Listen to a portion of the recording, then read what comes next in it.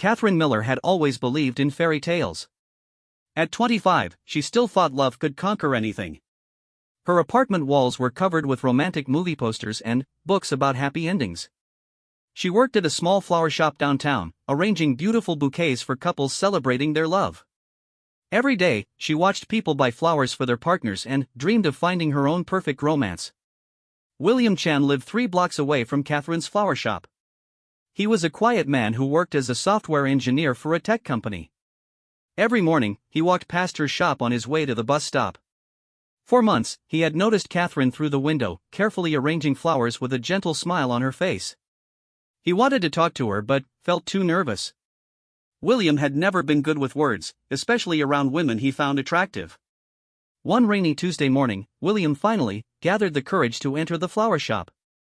The bell above the door chimed softly as he stepped inside. The shop smelled like roses and lavender. Catherine looked up from the counter where she was wrapping a bouquet of sunflowers.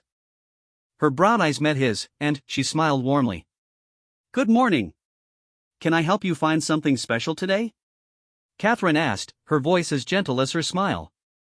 William's heart raced. He hadn't planned what to say. I need flowers for. He paused, realizing he had no one to buy flowers for. "For my mother," he finished quickly. Catherine's smile grew brighter. "How sweet. What kind of flowers does she like?" William knew nothing about flowers. His mother lived in California and preferred practical gifts. But, looking at Catherine's hopeful expression, he couldn't disappoint her. "She likes colorful ones?" Catherine laughed softly. "I have just the thing." She moved around the shop, selecting different flowers and explaining each choice. Gerbera daisies for cheerfulness, pink roses for appreciation, and baby's breath for pure love. As she worked, she told William about each flower's meaning and care instructions. William found himself relaxed by her voice. Catherine had a way of making everything seem peaceful and beautiful. When she finished the arrangement, it looked like a small garden captured in a vase. "That's perfect," William said, meaning every word. He paid for the flowers and left, walking to work with a spring in his step he hadn't felt in years. The next week, William returned to the shop. This time, he said the flowers were for a co-worker's birthday. The week after that, he needed them for his neighbor who was feeling sick. Catherine never questioned his sudden need for so many flower arrangements. She simply helped him choose the right blooms and shared stories about her day. During his 4th visit, Catherine was sitting behind the counter reading a book. She looked sad, not her usual cheerful self. William noticed the bruise on her wrist before she quickly pulled her sleeve down to cover it. "Are you okay?" William asked, genuine concern in his voice. Catherine forced a smile. "Of course. Just tired. What can I help you with today?" William didn't believe her, but he didn't push. Instead, he bought a small arrangement of yellow roses. "These are for someone special," he said quietly. "Someone who makes other people's days brighter just by being herself." Catherine looked surprised. "That sounds like someone very lucky to have a friend like you." "I hope she knows how much she's appreciated," William said, placing the flowers gently on the counter in front of her. Catherine's eyes filled with tears. "You don't have to." "Yes, I do," William said firmly but kindly. "Everyone deserves flowers, especially people who spend their days making beautiful things for others." That evening, Catherine went home to the apartment she shared with her boyfriend, Marcus. She had been living with Marcus for 8 months, and, at first, everything seemed perfect. He was handsome, charming, and told her he loved her more than anything. But, lately, things had changed. Marcus had lost his job 2 months ago and started drinking more. He became angry about small things and blamed Catherine for problems that weren't her fault. Catherine placed the yellow roses William had given her in a vase on the kitchen table. They brightened the whole room. When Marcus came home that night, he was already drunk. He saw the flowers and his face darkened. "Who gave you those?" Marcus demanded, his voice slurred but threatening. "A customer at the shop," Catherine answered honestly. "He was just being nice." Marcus grabbed the vase and threw it against the wall. The glass shattered, and water and flower petals scattered across the floor. "Nice? What did you do to make him think he could give you flowers?" Marcus, please, it wasn't like that, Catherine started, but he cut her off. You're my girlfriend. Nobody else should be giving you anything. Marcus shouted. He grabbed Catherine's arm, squeezing hard enough to leave marks. Maybe you're encouraging them. Maybe you like the attention. Catherine tried to pull away, but Marcus's grip tightened. You're hurting me, she whispered. Good. Maybe now you'll remember who you belong to, Marcus said before pushing her away roughly. Catherine stumbled and caught herself against the kitchen counter.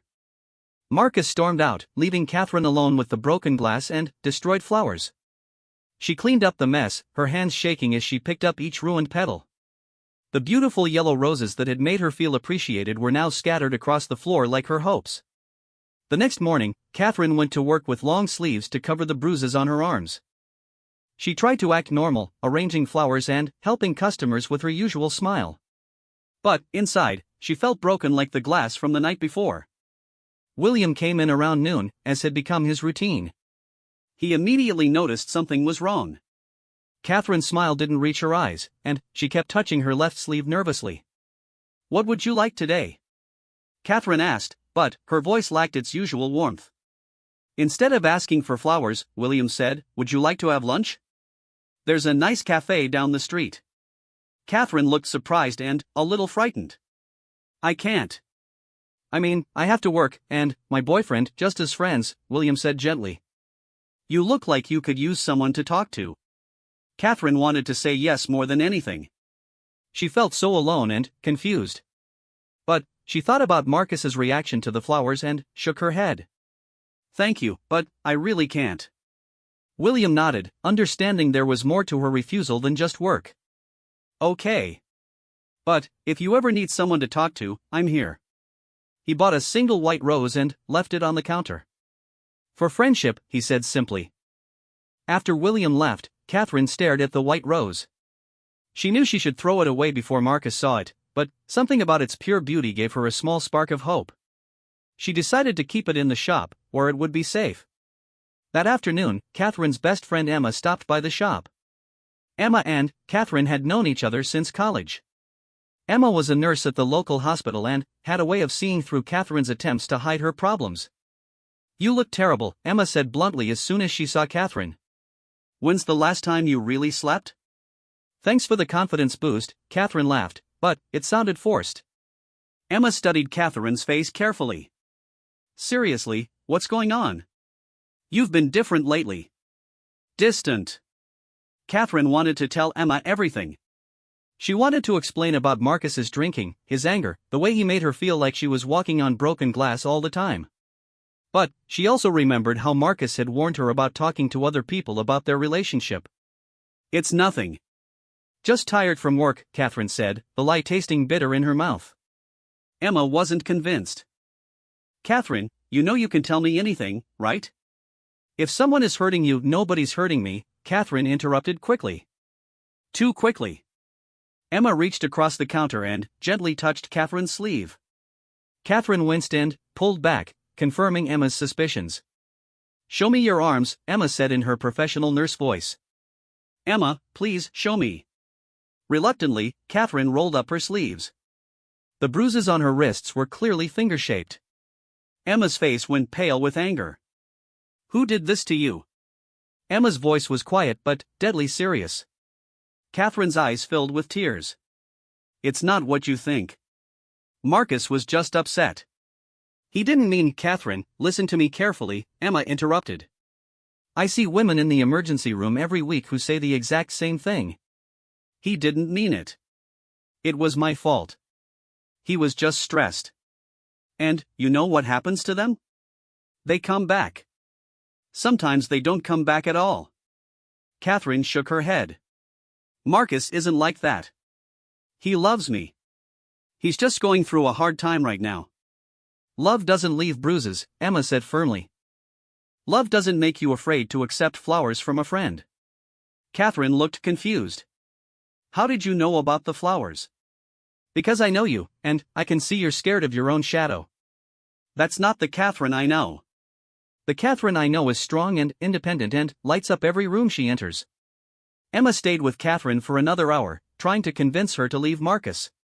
She offered Catherine a place to stay, help finding a new apartment, anything she needed. But Catherine was too afraid and too convinced that things would get better. That evening, Catherine went home dreading what she might find. Marcus was sitting on the couch, sober for once, with a bouquet of grocery store flowers in his hands. "Baby, I'm sorry about last night," Marcus said, standing up to meet her. "I was drunk and stupid. I brought you these to make up for the ones I broke." The flowers were already wilting, clearly bought hours ago and left in his car. But Marcus was sober and apologetic, the way he used to be all the time. Catherine wanted so desperately to believe that this was the real Marcus, not the angry man from the night before. "I know you didn't mean anything by accepting flowers from that customer," Marcus continued. "I was just jealous because you're so beautiful, and I'm afraid someone will steal you away from me." Catherine felt her resolve weakening. This was the Marcus she had fallen in love with. Sweet, vulnerable, telling her she was beautiful. "It's okay," she found herself saying. "I understand." Marcus pulled her into his arms, and, for a moment, Catherine felt safe again. "I love you so much," he whispered into her hair. "I promise I'll do better. No more drinking, no more getting angry. Just you and me." That night, they ordered pizza and watched movies like they used to when they first started dating. Marcus was attentive and loving, bringing Catherine blankets and making her laugh with funny comments about the actors. For a few hours, Catherine could almost forget about the bruises under her sleeves. But, when they went to bed, Catherine lay awake staring at the ceiling. She thought about Emma's words, about the white rose William had left for friendship, about the way Marcus had looked when he threw the yellow roses against the wall. Deep down, she knew Emma was right. Love didn't leave bruises. Love didn't make her afraid to accept kindness from others. But leaving seemed impossible. Where would she go? How would she explain to everyone that her perfect relationship wasn't perfect at all? And what if Marcus really could change? What if last night was just a mistake that would never happen again? These questions swirled in Catherine's mind until she finally fell into an uneasy sleep, unaware that her life was about to become much more complicated and dangerous than she could ever imagine. 3 weeks passed, and William continued his regular visits to Catherine's flower shop. He noticed that some days Catherine seemed happy and relaxed, while other days she appeared nervous and tired. The bruises on her wrist had faded, but William often caught her unconsciously rubbing the spot where they had been. During one of his visits, Catherine was arranging a large wedding order. White roses, baby's breath, and greenery covered every surface of the shop. She worked with practiced precision, but William could see tears in her eyes. "Big wedding?" William asked, trying to start a conversation. Catherine wiped her eyes quickly and smiled. "Yes, a couple getting married this weekend. They seemed so happy together." Her voice carried a wistful sadness that made William's heart ache for her. "Do you believe in marriage?" William asked gently. Catherine paused in her work. "I used to. I still do. I just think." She struggled to find the words. "I think it's important to really know someone before you promise to spend forever with them." William nodded thoughtfully. "My parents have been married for 30 years. My father says the secret is that they're best friends first. They can talk about anything, disagree without fighting, and they both feel safe being themselves."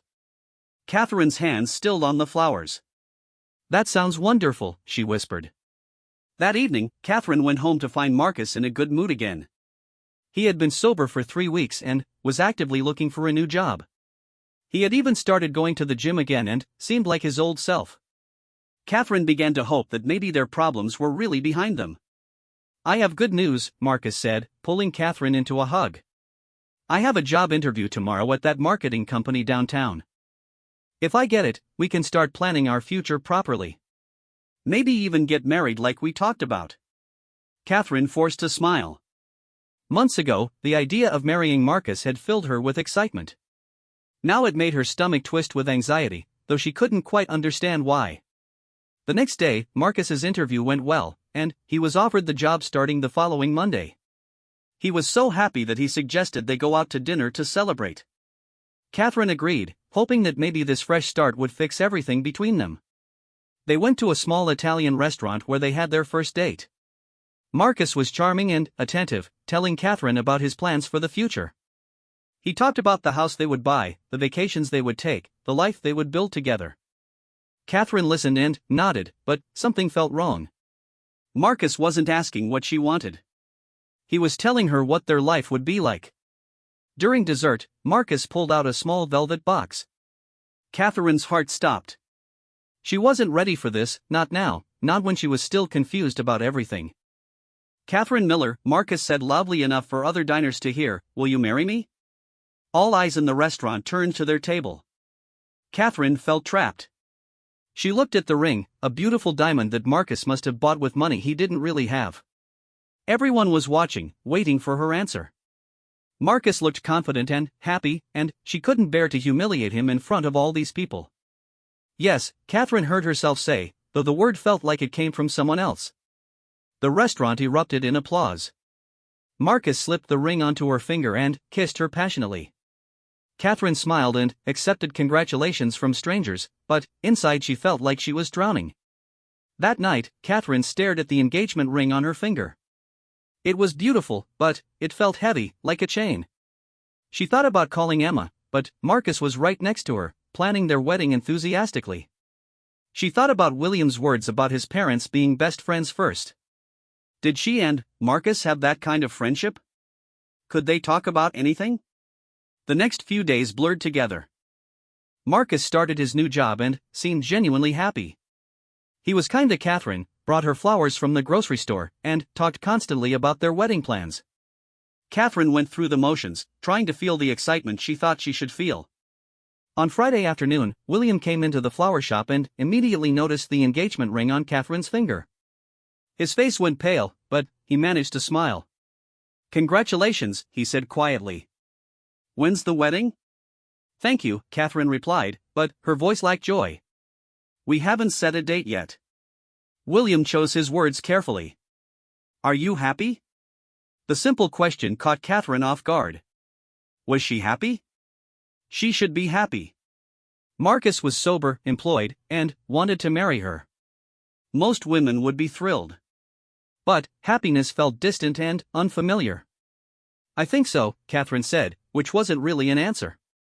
William bought a small bouquet of mixed flowers and left without his usual friendly conversation. As he walked away, Catherine felt an overwhelming sense of loss, though she couldn't explain why. That weekend, Marcus suggested they visit his parents to share the news of their engagement. Catherine had met Marcus's parents a few times and found them pleasant but intimidating. His father was a successful businessman who spoke mostly about money and achievement. His mother was perfectly dressed and polite but seemed to judge Catherine's simple clothes and modest background. The visit went as Catherine expected. Marcus's parents were pleased about the engagement but immediately began discussing expensive venues, guest lists, and wedding costs. They talked about Catherine as if she wasn't there, making decisions about her own wedding without asking her opinion. "We'll need to get Catherine a proper dress for the engagement party," Mrs. Rodriguez said, looking disapprovingly at Catherine's simple blue dress. "Something more appropriate for our social circle. And we should introduce her to our event planner," Mr. Rodriguez added. "This wedding needs to reflect well on the family name." Catherine sat silently, feeling smaller and smaller as they discussed her life. Marcus didn't defend her or include her in the conversation. He seemed proud that his parents were taking control, relieved that he didn't have to make decisions himself. On the drive home, Catherine finally spoke up. "Do I get any say in my own wedding?" Marcus looked surprised. "Of course you do, baby. But my parents have experience with these things. They know how to do it right. What if I don't want a big expensive wedding? What if I want something simple?" Marcus laughed as if she had told a joke. "Everyone wants a beautiful wedding. Besides, this is important for my career. My boss and co-workers will be invited. We need to make a good impression." Catherine realized that the wedding wasn't about their love or commitment. It was about Marcus's image, his family's expectations, and his career. She wasn't a bride-to-be, she was an accessory to someone else's life plan. That night, Catherine couldn't sleep. She slipped out of bed and sat by the window, looking out at the city lights. The engagement ring caught the light from the street lamp, sparkling mockingly. She thought about the woman she used to be before Marcus, confident and independent, with her own dreams and opinions. Where had that person gone? The next week brought a new routine. Marcus went to his new job every morning, energized and ambitious. Catherine went to the flower shop, where she found herself increasingly distracted and sad. Her work, which used to bring her joy, now felt mechanical and empty. Emma came by the shop on Wednesday and immediately noticed the engagement ring. Her face fell. "Please tell me you're not really going to marry him," Emma said without any congratulations or pleasantries. Catherine's defenses went up. "What's wrong with wanting to get married?" "Nothing's wrong with getting married. Everything's wrong with marrying someone who hurts you." "Marcus hasn't hurt me." "Not since that one time, and he was drunk. He's been sober for weeks now." Emma shook her head sadly. "Catherine, you're making a huge mistake. I can see it in your eyes. You're not happy." "I am happy," Catherine insisted, but even she could hear how unconvincing she sounded. "When's the last time you laughed? Really laughed? When's the last time you felt excited about something? When's the last time you felt like yourself?" Catherine couldn't answer any of those questions. She realized she couldn't remember the last time she had felt genuinely happy or excited about anything. Emma softened her approach. "I love you, Catherine. You're my best friend, and I want you to be truly happy. If Marcus makes you happy, really happy, then I'll support you. But if you're just settling because you're afraid to be alone, or because it's easier than starting over, then you're making the biggest mistake of your life." After Emma left, Catherine spent the rest of the day thinking about their conversation. Was she settling?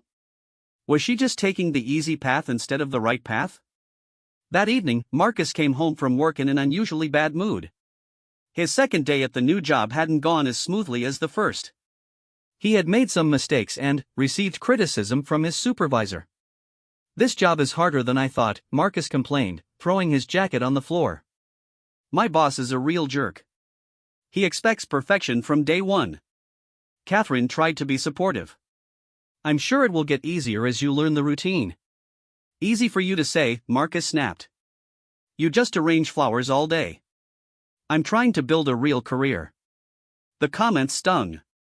Catherine's work wasn't just arranging flowers. She managed inventory, dealt with difficult customers, created custom arrangements for special events, and often worked extra hours during busy seasons. But Marcus had never taken her job seriously. "Maybe you just need to give it more time," Catherine suggested gently.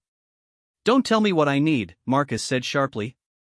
"You don't understand the pressure I'm under." Catherine felt the familiar knot of anxiety in her stomach.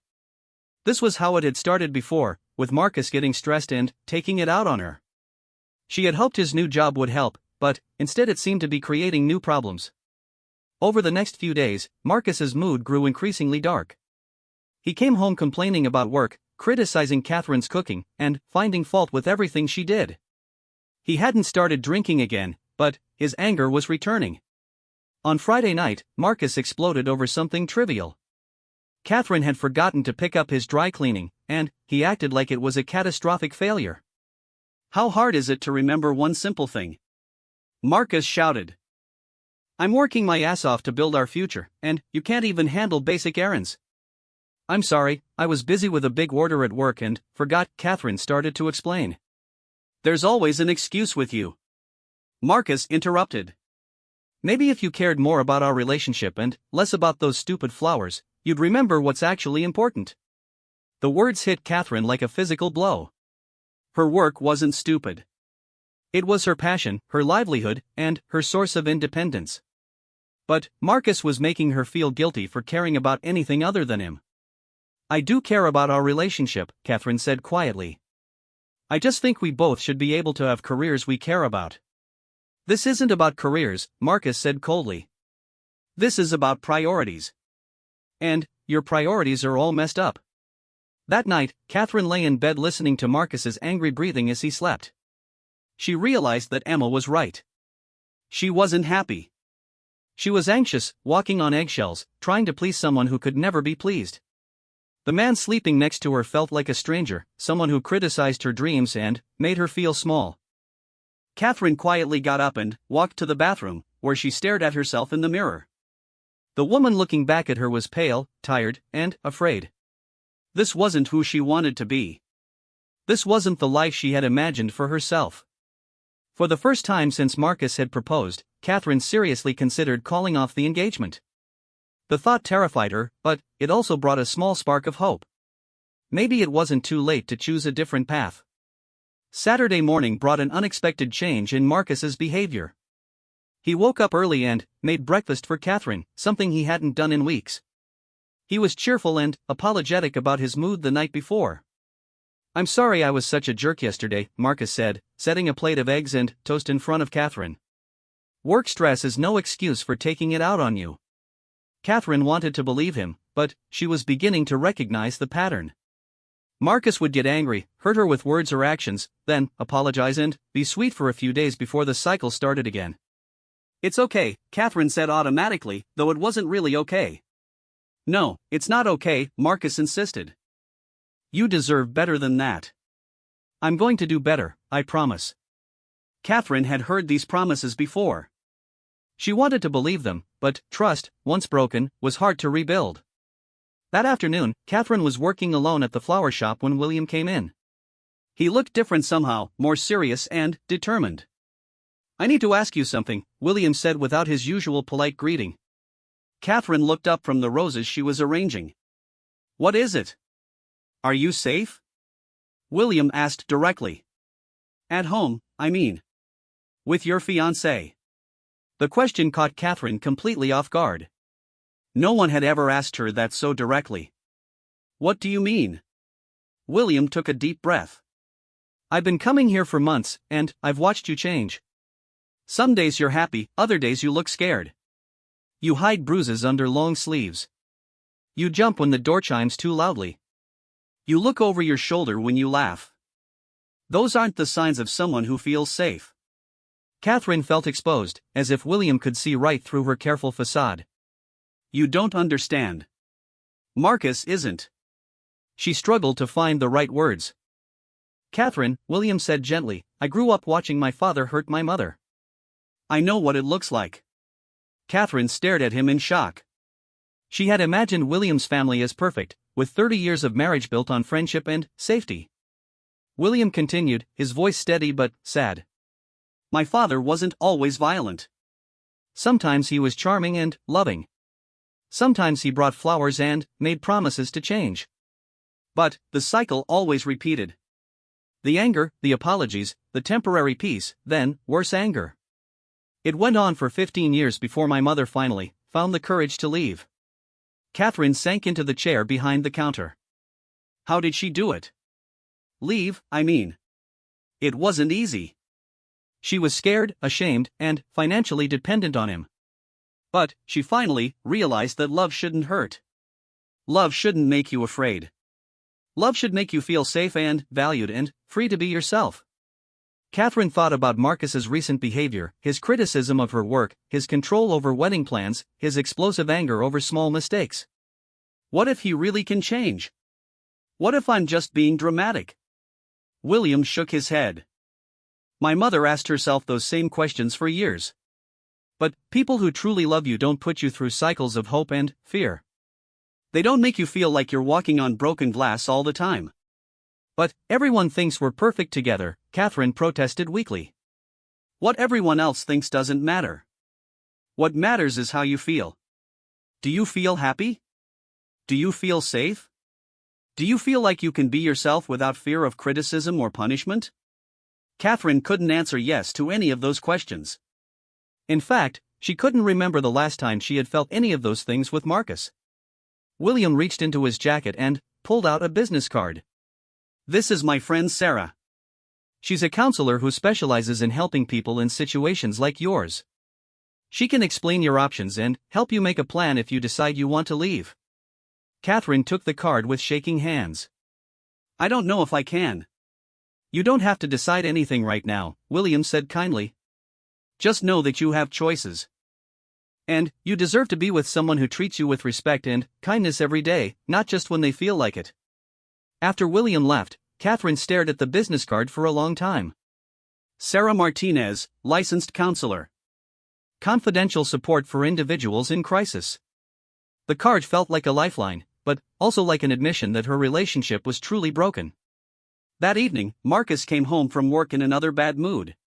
He had received more criticism from his boss and was taking it personally. "I don't think this job is going to work out," Marcus announced, throwing himself onto the couch. "My boss has it out for me. He's setting me up to fail." Catherine sat down carefully beside him. "What happened today?" "He criticized a presentation I spent hours on. Said it lacked depth and creativity." "Can you believe that? I've only been there a week." Catherine tried to be supportive. "Maybe he's just trying to help you improve. First jobs are always challenging." Marcus turned on her with sudden anger. "Don't take his side. I thought you would support me, not defend some stranger who's trying to ruin my career." "I'm not taking sides," Catherine said quickly. "I'm just trying to help." "Well, you're not helping.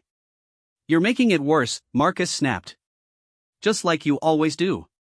The unfairness of the accusation hit Catherine hard. She had done nothing but support Marcus, even when his behavior hurt her. She had given up her own needs and opinions to keep peace in their relationship. "That's not fair," Catherine said quietly, but with more strength than she had shown in months. Marcus looked shocked that she had disagreed with him. "What did you say?" "I said that's not fair. I do support you. I always support you, even when you're wrong." Marcus's face darkened. "Even when I'm wrong? So now you think I'm wrong about everything?" Catherine realized she had crossed a line she hadn't even known existed. Marcus didn't want support or advice. He wanted complete agreement and submission. "I didn't say that," Catherine tried to backtrack, but it was too late. Marcus stood up, towering over her. "You know what your problem is, Catherine? You think you're better than me. You think because you have your little flower shop that you understand the real world. That's not true." "Yes, it is," Marcus shouted. "You look down on me, judge me, criticize me. And now you're defending my boss, a stranger, over your own fiancé." Catherine felt the familiar fear creeping in, but this time it was mixed with something new, clarity. She was seeing Marcus clearly for the first time, without the fog of hope and denial that had clouded her vision for months. "I'm going to Emma's tonight," Catherine said, standing up and reaching for her purse. "No, you're not," Marcus said, grabbing her wrist. "You're going to stay here and apologize for disrespecting me." Catherine tried to pull away, but Marcus's grip tightened. "Let go of me. Not until you admit you were wrong." Catherine looked at Marcus's face, twisted with anger and control, and something inside her finally snapped. "I was wrong," she said clearly. "I was wrong to stay with someone who hurts me. I was wrong to accept this treatment. And I was wrong to think you could change." Marcus's grip loosened in shock. Catherine pulled free and headed for the door. "If you leave, don't bother coming back," Marcus shouted after her. Catherine paused at the door. Part of her wanted to turn around, apologize, and try to fix things one more time. But a larger part of her, the part that remembered who she used to be, kept walking. Catherine drove to Emma's apartment with tears streaming down her face. When Emma opened the door and saw Catherine's expression, she immediately pulled her into a hug. "What happened?" Emma asked gently. Catherine told Emma everything, about the engagement she didn't want, about Marcus's increasing anger and control, about William's questions and the counselor's card. Emma listened without judgment, offering comfort and support. "I'm proud of you for leaving tonight," Emma said when Catherine finished talking. "That took real courage." "I don't feel courageous," Catherine admitted. "I feel scared and confused and stupid for staying so long." "You're not stupid. You're a good person who tried to see the best in someone. That's not a flaw, Catherine. That's who you are." Catherine spent the night at Emma's, sleeping fitfully on the couch. She kept expecting Marcus to call or text, to apologize and beg her to come home. But her phone remained silent. The next morning, Catherine called the number on Sarah's card. Sarah agreed to meet with her that afternoon, offering a confidential session to discuss Catherine's situation and options. "I'm not sure I want to leave Marcus permanently," Catherine told Sarah during their meeting. "Maybe we just need counseling together." Sarah nodded, understanding. Couples counseling can be helpful in some situations, but it's not recommended when there's a pattern of emotional or physical abuse. It can actually make things worse by giving the abusive partner new tools for manipulation. Catherine winced at the word abuse. It sounded so harsh and dramatic. But, as Sarah helped her identify the patterns in her relationship, the cycle of tension, explosion, apology, and honeymoon period, Catherine began to understand that what she had experienced was indeed abuse. Abuse isn't just physical violence, Sarah explained. It's any pattern of behavior designed to gain power and control over another person. Emotional abuse, financial abuse, social isolation, sexual coercion, these are all forms of domestic abuse. Catherine thought about how Marcus had criticized her work, controlled their social activities, and made her feel guilty for maintaining friendships. She thought about how he had proposed in public, knowing she would feel pressure to say yes. She thought about how he and his family had taken over their wedding planning without asking her opinion. "What should I do?" Catherine asked. "That's entirely up to you," Sarah said. "I can help you explore your options and make safety plans, but the decision has to be yours. Some people choose to stay and try to work things out. Others choose to leave temporarily to give themselves space to think. And some choose to leave permanently." Catherine appreciated that Sarah wasn't pushing her toward any particular decision. For the first time in months, Catherine felt like someone was treating her as capable of making her own choices. "Can I take some time?"